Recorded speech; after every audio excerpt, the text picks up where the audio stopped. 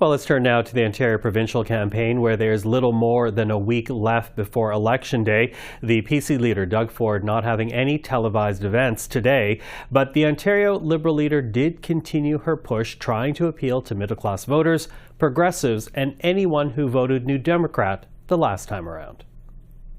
We're going to cut your income taxes. Yeah, everyone on the first $75,000 that you earn, you're going to pay less, from 9% down to 7%. And it's going to, between that and our other promises, we're going to put money back in your pocket. We're also going to take the HST off home heating and your hydro. If you want to change the government, vote Ontario Liberal and you will get a tax cut and a family doctor. Well, joining us now is the leader of the Ontario NDP, Marit Stiles. Ms. Stiles, nice to see you. Thank you for joining the program. Thanks. It's great to be here. Listen, I need to begin our discussion today with a campaign release, and this just came out from the Ontario PC party. I'm sure it doesn't surprise you. It has to do with your party's candidate in the riding of Elgin, Middlesex, London. And the PCs, in their release, they say, quote, "This candidate trivialized the life experience of Black Ontarians, suggesting that becoming a Black woman was the only way she would acquire the lived experience of poverty, addiction, and alcoholism to become an expert in inequality." Now, she apparently made those comments during a lecture in March of last year. How is your party responding to this revelation today?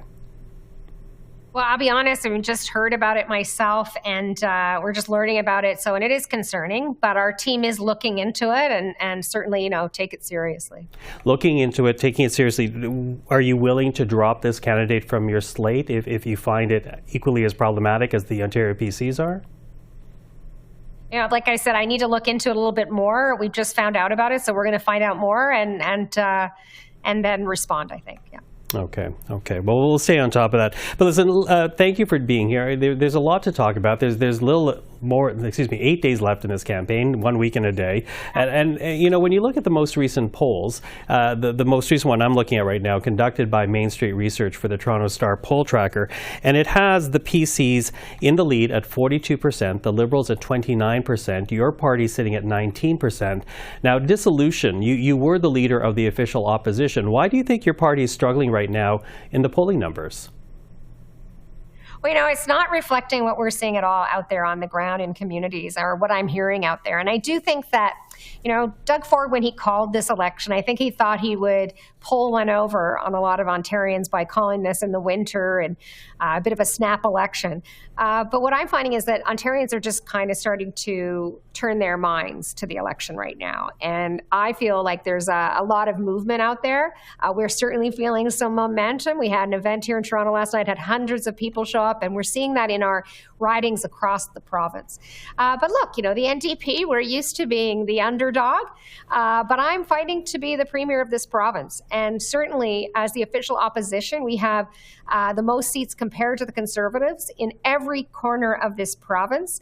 And we have boots on the ground there. And we are very focused on flipping blue seats to orange all across the province. So what ridings are you keeping an eye on right now? Where do you think you're actually going to have the biggest impact come election night?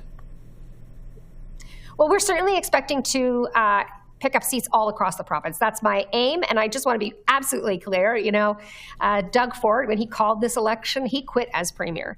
I'm running to be premier of Ontario, and I'm running to be a premier that people can trust, and he's going to be on their side.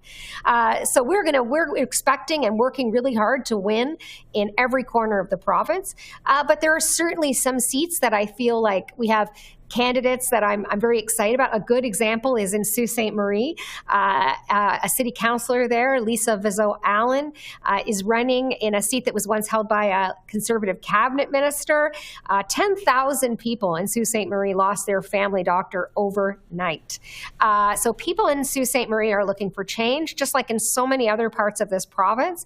And again, I think people are just starting to wake up to this. I say that I think I've noticed people out shoveling their driveways and looking around and saying, "Oh, wait a minute! I see an orange sign over there, kind of half buried in the snowbank." But we're starting to get a lot more attention, and I think people are turning their attention to the election. Except that, again, Bonnie Crombie and the Liberals right now, they sit in second place in the polls, and you've heard her. She said so at the end of the provincial debate earlier. She said that if Ontarians want to prevent Doug Ford from getting back into power, because the Liberals right now are in second place. It is her party that's best positioned to overtake the PC leader. And as a result, she is appealing to progressives and potential NDP voters as well. So what's your response to that? I think it tells you everything you need to know about where the Liberals are at in Ontario right now. They have struggled over the last couple of elections, even when polls were high like that, to even form an official party, right, in the legislature. So that's their path. They're trying to get to the point where they are an official party in the legislature. Our path is very different. And I think actually it's a little bit disappointing to hear that from the Liberal leader, because I think what she's saying to Ontarians is, put aside your values, put aside your hope for change. And it's a kind of a cynical perspective. I don't buy that stuff. I want people to know that I'm going to work really hard every day. Doug Ford quit his job as premier. Bonnie Crombie seems to have quit the fight altogether. Well, I'm not going to quit. I'm going to keep fighting, and I'm going to keep working really hard for every vote and every seat in this election. I believe that this is an opportunity to turn the page after 7 long years of Doug Ford and his legacy, which has been a legacy of cuts, of rising costs, of a healthcare crisis. I'm not going to quit, and I'm going to earn every single vote from the people of Ontario. Okay, you bring up cost of living, you bring up a healthcare crisis. Earlier, you brought up the lack of doctors in the province. Although, again, if you look at the numbers, Doug Ford still and the PCs enjoy a very healthy lead. Most recently, getting points for selling himself as a Captain Canada, defending the country and the province from Donald Trump. How do you counter that message? Well, look, Doug Ford, the last time we were attacked by Donald Trump back in 2018, when they hit us with tariffs the first time, Doug Ford was nowhere to be found.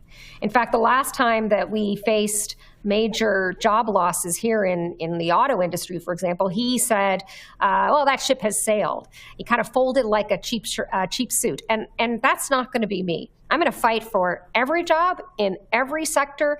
And I don't pretend to support Donald Trump.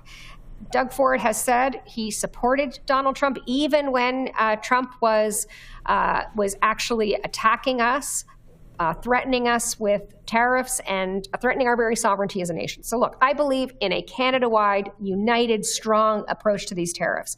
No premier should be out there freelancing on their own. There are a lot of things that we can do here in Ontario to support our economy, to support local jobs. But I also think that supporting our healthcare system, ensuring that people have the support to get by in the face of what we see are already significantly rising costs, is part of ensuring that we are tariff-proof as a province and as an economy. It's my priority, and I will definitely make sure that people are taken care of. Okay, running out of time, but what does that mean then? Are you looking at alternative markets? Are you looking to appear on cable TV in the U.S., as Doug Ford has done, to sell the Ontario economy? Look, we are always going to have a relationship, of course, with the United States. They are one of our most important trade partners. But I think it's fair to say at this point that we can't have our whole economy be reliant on what side of the bed Donald Trump wakes up on. We need to explore other markets and other partnerships. And we have friends. We have democratic allies all around the world that Donald Trump is also trying to pick off one by one. So we need to focus on that. We need to break down some of the internal trade barriers that exist across Canada. And more importantly, we need to invest in Ontario jobs, in Ontario industry. Mr. Ford has made some decisions in the last few years where he took money, for example, for the Ontario line vehicles that should have gone to plants in like Thunder Bay to build those vehicles. Instead, he sent them to the United States. No more of that. I'm going to make sure that Ontario's tax dollars stay here investing in Ontario jobs and Ontario industries. Marit Stiles, unfortunately, we don't have any more time than that, but really appreciate the time today. Thank you for the discussion. Thank you.